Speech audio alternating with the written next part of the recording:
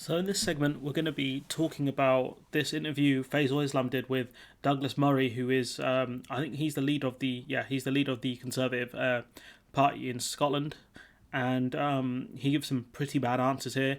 I think one of Faisal Islam's questions was a bit sus, to be honest, but we'll talk about that towards after we've watched parts of the clip, and just not a great answer from Douglas Murray. He's or Moray, sorry, Douglas Moray. Is that how you pronounce it? I think we'll just start watching it and we'll go from there. Really, is going to go to the Scottish fishermen, who partly because of a Brexit deal that you voted for, that was sold as a great benefit to fishermen, who have seen after Brexit a fall in exports to the EU, in some cases of up to 80%, and he's going to say that you've betrayed them, those hard-working Scottish fishermen. What are you going to say? You're going to apologise? So just as an addition to this, if we actually look at the amount that exports have fallen, and COVID is obviously a factor in this one, but if you actually look at the staggering numbers, you can see salmon's gone down by 98%. I don't think there's any more. Fish in general has gone down by about 80%, and if you look at the rest of them, the numbers have gone down a lot. You're talking plus 50% on each of these things.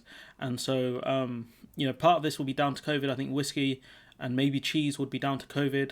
But obviously chocolate, I think that one might get checked because of animal checks, because chocolate's obviously made with milk. Beef has gone down massively. Animal feed, lamb and mutton hasn't gone down too much. So that's quite interesting. Pork has gone down quite a lot. Breakfast cereals, people can't, people on the continent not getting their Cocoa Pops, not good. So, let's see Douglas Murray's response after seeing how much fish, the amount of fish exported has gone down. Well, I'm meeting with fishermen from the northeast of Scotland tomorrow in a virtual. I watched Max's video on this, and you're meeting them tomorrow. Like, okay, they've been dealing with this for about 3 months. So, you clearly are not solving the issue if you're just speaking to them now. Because you've had 3 months to figure something out. Like, come on, big man. Start moving. You're meeting with them. You voted for a policy that has led to a collapse in their exports. Can you... Faisal Islam hit him again, big right hand. And, he's right, because he voted, essentially, Douglas Moray voted to strip away the accessibility to export to the EU when it comes to when it comes to fish.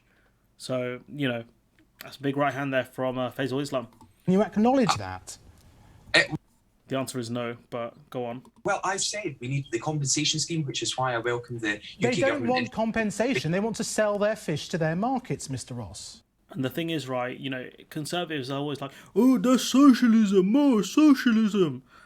Because you're spending taxpayers' money in order to help a business. More socialism. And the thing is, right, the only reason the government have to do this is because of their stupid policies. Like when Trump did the trade war with China, he had to bail out farmers. Why? Because China banned exports of soybeans and stuff like that. But in this case, we've fallen foul of, EU rules, which were always there. These are not new rules. These are not, you've triggered my trap card rules. These have always existed, even when the UK was a member, to the point where the UK even helped create these rules to stop third countries from exporting fish. Why? Because, it helped us. Realistically, it helped us to stop third-party fishermen from exporting to the EU, because that means there's less competition within the EU. When they talk about it being a protectionist racket, it kind of is in some ways. It is protectionist to its members. And whilst we were a part of the EU, we also used it to protect our fishermen and our businesses within the UK. And now we're getting the raw end of it, because the rules we helped to create have come back to hit us. Our own bad energy has become our undoing. Yugi, tell him. Your own attack will be your downfall. I activate Mirror Force! But we'll carry on with this interview. But that's why I welcome the £23 million compensation scheme, and we've got to work with the fishermen to solve the issues with bureaucracy and added paperwork, and that's what... You think is you're not going to get rid of most of that, because this is it now, because we've left the customs union and the single market. This paperwork, all these vet checks, they're going to happen. These are how third countries are dealt with by the EU. Japan deal with this, New Zealand deal with this, Canada deal with this. right? So his argument here is rubbish. Saying, oh, we have to deal with all this added paperwork. The only thing that you can do for them, Douglas Moray, is to train the customs agents and customs officers needed in order to help these fishermen, get the help that they need to export. And if you really wanted to do it, you would do it with taxpayer money, so that these fishermen wouldn't be paying through the nose at like £500 per lorry shipment in order to get this stuff done, and they wouldn't be taking time trying to find customs agents to get this done. If you really wanted to help, that's what you would do, big man. That the UK government are doing. Okay, well, hang on. Are they doing that? Would you press Lord Frost and Boris Johnson for a veterinary agreement that would lower the checks and the red tape that your fishermen exporters face? That requires a bit of alignment. That is a practical argument. People are talking about it. Would you push your own party to back a veterinary agreement that would help those fishermen? See, this is a bit of a red herring here from, Faisal Islam. I get why he's asking that question. It's going to really annoy a lot of Brexiteers, if we did that. But it's not going to solve most of the problems that we have. I think it might limit some of the paperwork that we have to, that fishermen would have to do, but not that much of it. So we'll be talking about that in a minute, just because I wanted this interview to play out first. But I think it's a slight red herring there from Faisal Islam. But a good question nonetheless, because it does ask the question that in certain areas, will we look to align with the EU when it comes to certain products? Are we willing to do that? And the answer is no, because this government don't want to look like they're giving out concessions, despite the fact that it's good to keep up food standards in general anyways. And if they want to keep our high standards, as long as they're equivalent with the EU and we get equivalency, not the best question, but a good question nonetheless from the great one. I have already had discussions with the Cabinet Office, with the Prime Minister, with members throughout the government to ensure that we get rid of the red tape that is blocking. They said no, we're not going to do that alignment thing. That's what that means. They said no. The exports to the EU, that is delaying our exports, and we need to get a solution for our fishermen. I fully accept that. Oops, sorry. We need to get a solution. The solution is join the single market, or you help them get enough, you help them with enough customs agents and customs officials, which isn't the most elegant solution, because they're still going to have to deal with checks. They're still going to have to deal with delays. Also hiring more veterinarians, training more veterinarians, which will take around 5 years to actually do, but it's also a solution. But yeah, you didn't put the planning in place, and this is the ending. This is what's happened. So yeah, Douglas Moray talking absolute nonsense. But what Alex Salmond is offering. Whoa, why are you talking about Alex Salmond? What's with the drive-by? Alex Salmond's not even been mentioned here. What's with the drive-by, Alex? Douglas. What are you doing? Is more division. It's not trying to solve the problem for the fishermen or anyone in Scotland. He said it 2 or 3 times in your interview. His number one priority, and all nationalists' number one priority, is more division. The thing is, don't the SNP want to rejoin the EU? So that would actually fix the problem. So Douglas Moray with a drive-by, and he shot and missed. So embarrassing stuff. So if we look at what Faisal Islam was talking about when it comes to veterinary agreement. So I found this article which talks about a veterinary agreement between the EU and New Zealand. So if we actually look at this, it's not going to stop things like vet checks. It's not going to stop things like customs checks. But it does add a layer of trust between the two entities, that New Zealand are going to have, equivalent standards. So not exactly the same, but around the same as the EU, which creates, a layer of trust between the two groups and makes it easier to do trade when it comes to things like live animals and also just general animal exports. Animal product exports. So technical amendments to the EU-New Zealand agreement on sanitary measures in live animals and animal products have recently have been made to boost existing trade relations. So by coming to more agreements, more regulatory equivalency between the two groups, what that means is that it does boost trade, and that's what I was talking about, alignment. So when Faisal Islam made the point that are the UK going to look at doing more alignment with the EU on fish, Douglas Moray deflected, because the answer is most likely no. So we can see here that this has helped New Zealand when it comes to exports and imports as well, because New Zealand doesn't have to do as many checks because they know the goods coming in are as good as the goods going out of New Zealand. So enhanced equivalence provisions, including EU standards for raw milk products. So in the case of New Zealand, they can buy in more raw milk and things like that, if that's what they drink over there, because they trust the EU and they have those standards in place. Mutual recognition of biological controls and chemical testing standards for seafood. So again, regulatory equivalency on seafood, which means that you trust each other and it helps enable trade, especially with something as sensitive as seafood, because that stuff can really mess you up if things go wrong there. Trade conditions to permit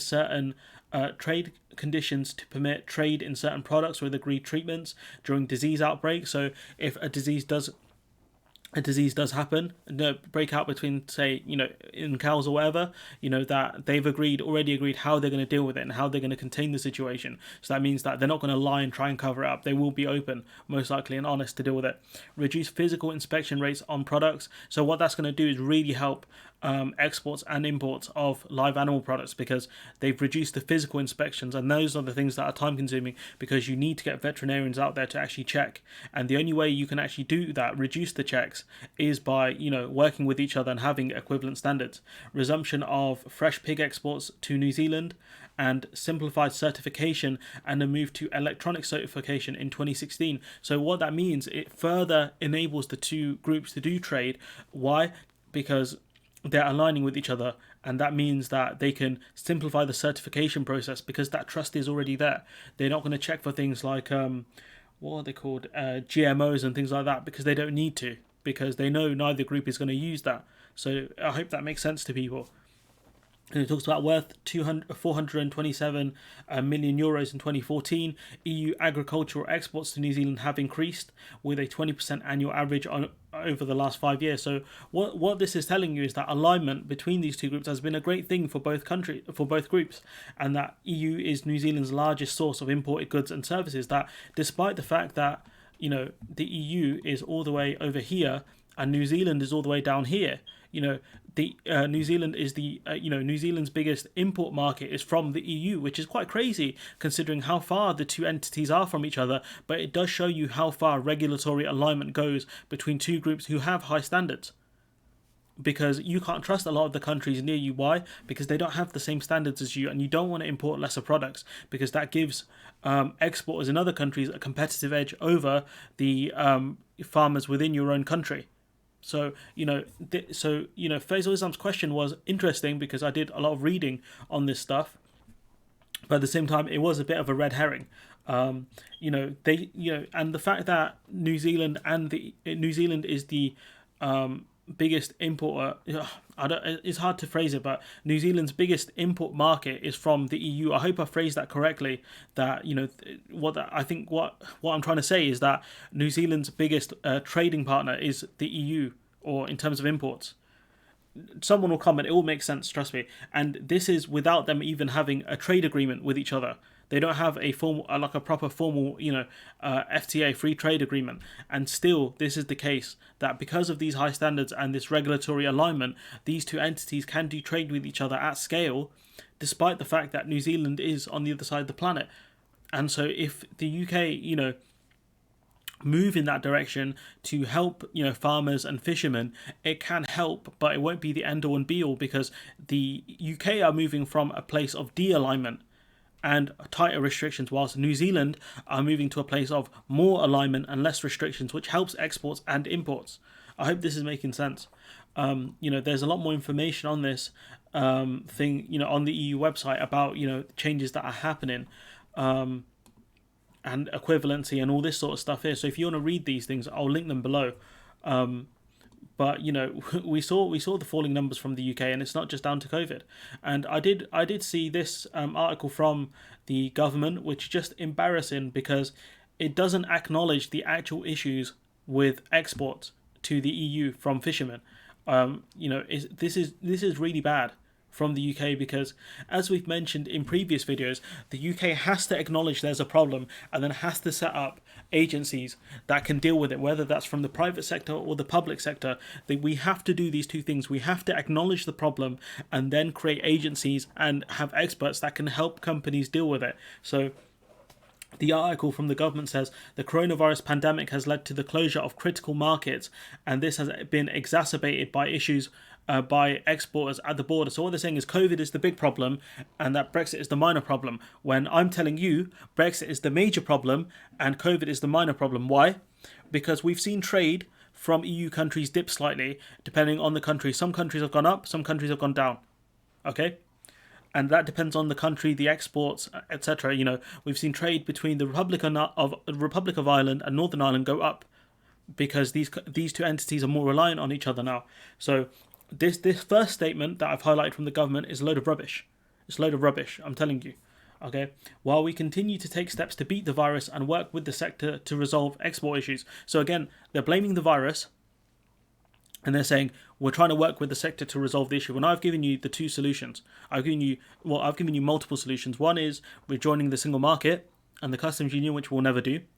Another is setting up agencies that can help businesses deal with these issues. Also setting up purification centres as well, but that will be something we talk about in a minute. The funding, so they talk about this, I think it's, quite a few in the millions that they're giving on top of, subsidies that were given by the EU to fishermen. So it says here the funding follows targeted support to help exporters with new processes. This includes the Seafood Exports Working Group meeting twice a week to troubleshoot issues. The thing is, we already know the issues. Shellfish from grade B waters cannot be exported without purification. We don't have the purification centres here. There's one issue right there. Companies need to go through customs checks and vet checks. There's another issue I've given you. I haven't given you the specifics of what exactly they need, but that's there. Companies also has to log. Fishing companies also have to log the boat that also got the fish as well. It can take between 38 and 70 pages. Also, they need a translator, by the looks of things, to translate the some of the documents into French for the French customs agents to read. Okay, I've given you multiple issues there. And so this group meeting twice a week will resolve very little, because they're going to say the same things, and then they're going to leave. So this is for optics only, okay? So the UK fishing and seafood sector, this is where they talk about the money, is also set to benefit from significant government investment with a £100 million fund to help modernise fishing fleets, the fish processing industry, and rejuvenate an historic and proud industry in the UK, on top of £32 million that will replace the EU funding. So what can we gather here? The government aren't acknowledging the problem with customs, vet checks, and all this stuff. What they're saying is, we're going to modernise fishing fleets. We're going to improve the way fish are processed. These aren't the issues. This is a joke from the British government. These two things are not the issues. Fishing boats and fish processing are not the issues in the country when it comes to exports. When it comes to the main issues that fishermen are facing right now, it's exports. So the main issues are vet checks and customs checks. Okay? Nothing here is going to help the fishermen solve this, the exporters. Nothing here. This article doesn't even mention customs checks, okay?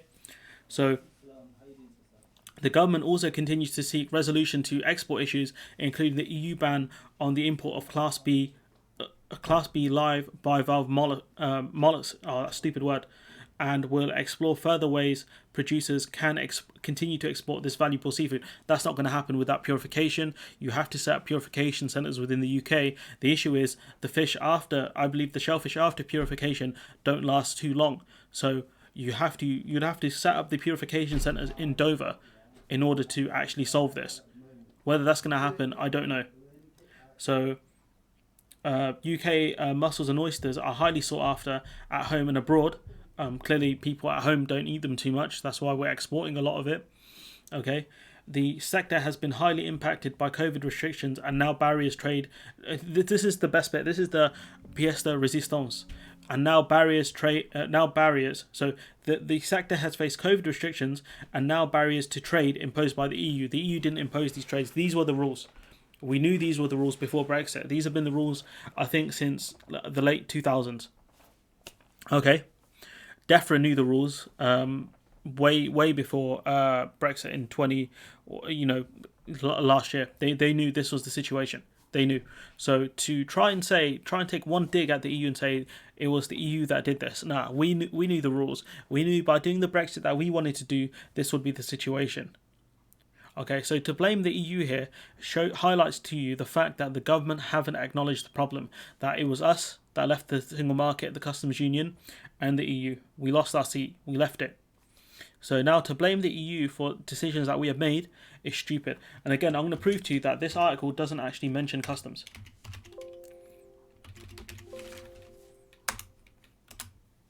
Doesn't mention customs. Does it mention vet checks? No. So what does that tell you? That the government still haven't acknowledged what the problems are, and therefore the funding that they are giving will not solve the problems. You can have all the modern fishing boats you want, pal. All the modern futuristic fish processing plants, right?